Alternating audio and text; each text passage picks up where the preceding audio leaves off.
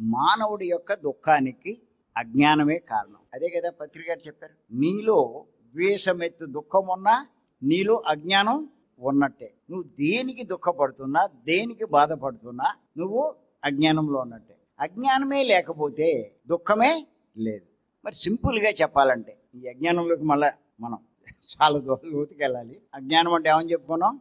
తెలిసి కూడా ఆచరించలేకపోవడం. తెలియడానికి కారణం అంతరంలో ఉన్న ఆత్మ, ఆచరించలేకపోవడానికి కారణం మనసు. అదే కదా చెప్పుకున్నాం. అంచేత ఈ అజ్ఞానం పోవాలి అంటే మనసు యొక్క ప్రాముఖ్యం తగ్గించాలి అని చెప్పి అనుకున్నాం. ఈ మనసు యొక్క ప్రాముఖ్యం తగ్గిస్తూ ఉంటే ఏమవుతుంది? అజ్ఞానం పోతుంది. అజ్ఞానం పోతే ఏమవుతుంది? జ్ఞానం వస్తుంది. అజ్ఞానాన్ని చీకటితో పోల్చారండి. జ్ఞానాన్ని దేంతో పోలుస్తారు? వెలుగుతో పోలుస్తారు. వెలుగు వస్తే ఏమవుతుందండి? చీకటి ఎలా పోతుందో జ్ఞానం వస్తే అజ్ఞానం పోతుంది. అంటే మానవుడు భోగించాలి అంటే, అంటే సుఖపడాలి అంటే దుఃఖం ఉండకూడదు. దుఃఖం ఉండకూడదు అంటే అజ్ఞానం పోవాలి. అజ్ఞానం పోవాలి అంటే జ్ఞానం కావాలి. అంతే కదండి. మరి ఈ జ్ఞానం ఎలా వస్తుంది?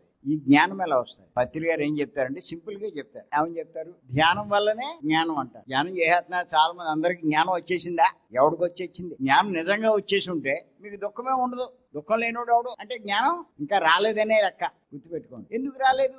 ఊరికే ఒక ధ్యానం చేస్తే సరిపోదు బాబు.